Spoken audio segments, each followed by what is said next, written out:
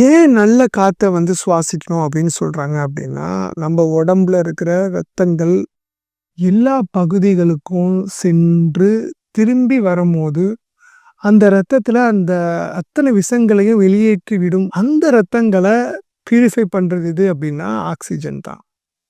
சுத்தமான காத்து என்ன பண்ணும் அப்படின்னா, அந்த விஷத்தன்மைகள அழிச்சிட்டு, திருப்பி பியூரிஃபை பண்ண ரத்தத்த மீதி எல்லா பார்ட்டுக்கும் திருப்பி பம்ப் பண்ணுது. சுத்தம் இல்லாத காத்த நம்ம சுவாசிக்கும்போது என்ன ஆகும் அப்படின்னா, அந்த ரத்தத்த பியூரிஃபை பண்ணாம, திருப்பி அந்த ரத்தம் மாசடைஞ்சு உள்ளாக்க போயி, பல நோய்கள உருவாக்குறதுக்கு காரணமாகுது. இப்படி சுத்திகரிக்கப்பட்ட ஆக்ஸிஜனை கொண்ட ரத்தம் என்ன பண்ணுதுன்னா, அங்கிருந்து மீண்டும் உடலில் ஒவ்வொரு செல்லுக்கும் உயிர் குடுத்து வேண்டி அதன் இலக்கினை நிறைவேற்றி பயணிக்கிறதுன்னு சொல்லலாம். 24 மணி நேரம் கொண்ட ஒரு நாள்ல நுரையீரலுக்கு மட்டும் பார்த்தோம் அப்படின்னா, 3,00,00,000 அவுன்ஸ் ரத்தம் டிராவல் வந்துட்டு போகுது அப்படின்னு சொல்லிட்டு அறிவியல் பூர்வமா சொல்றாங்க. இவ்ளோ நுணுக்கமா இயங்கிக்கிட்டு இருக்க நம்மளுடைய உடல, ஒரு நிமிஷம் ஒரு மனுஷன் எண்ணி பார்த்தா அப்படின்னா, அல்லாஹ் தஆலா ஒரு உயிரினங்கள் மீது கொண்டுள்ள நுணுக்கமான விஷயங்கள நம்ம கண்டு வியந்து போவோம்னு தான் சொல்லணும்.